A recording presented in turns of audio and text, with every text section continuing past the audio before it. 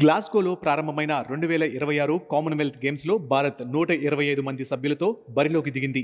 అయితే ఈసారి కేవలం 10 క్రీడాంశాలలో మాత్రమే పోటీలు జరుగుతున్నాయి. గతంలో 19 క్రీడలు నిర్వహించిన కామన్వెల్త్ గేమ్స్తో పోలిస్తే ఇది దాదాపు సగానికి తగ్గిన schedule. Olympic champion Neeraj Chopra, weight lifting star Mirabai Chanu భారత జట్టుకు నాయకత్వం వహిస్తున్నారు. ఈ గేమ్స్ను భారత్ జపాన్లో జరగనున్న ఆసియా క్రీడలకు సన్నాహక వేదికగా కూడా ఉపయోగించుకోనుంది. ఇక 2030 కామన్వెల్త్ గేమ్స్కు అహ్మదాబాద్ ఆతిథ్యం ఇవ్వనున్న విషయం విశేషం. ఈసారి athletics, swimmings, track cycling, weight lifting, judo, boxing, lawn balls, net ball, 3x3 basketball, artistic gymnastics మాత్రమే నిర్వహిస్తున్నారు. కొన్ని విభాగాలలో పారా పోటీలు కూడా ఉంటాయి. అయితే భారత్కు భారీ పతకాల పంట పండించే badminton, wrestling, table tennis, hockey, cricket, squash, triathlon, beach volleyball, rugby సెవెన్స్లను పూర్తిగా తొలగించారు. దీంతో పీవీ సింధు, హార్మాన్ ప్రీత్ సింగ్, అమన్ సెహ్రావత్ వంటి స్టార్ క్రీడాకారులు ఈసారి కామన్వెల్త్ గేమ్స్లో కనిపించరు.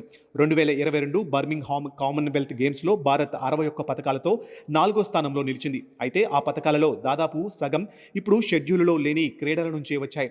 రెజ్లింగ్లో 12, టేబుల్ టెన్నిస్లో 7, బ్యాడ్మింటన్లో 6, హాకీలో 2, స్క్వాష్లో 2, క్రికెట్లో 1 పతకం భారత్ ఖాతాలో చేరాయి.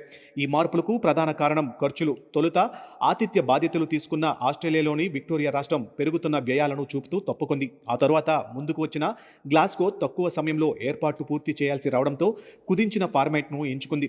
ఈసారి ప్రత్యేక కామన్వెల్త్ గేమ్స్ విలేజ్ కూడా ఉండదు. ఇప్పటికీ ఉన్న హోటళ్లలోనే అథ్లెట్లు బస చేయనున్నారు.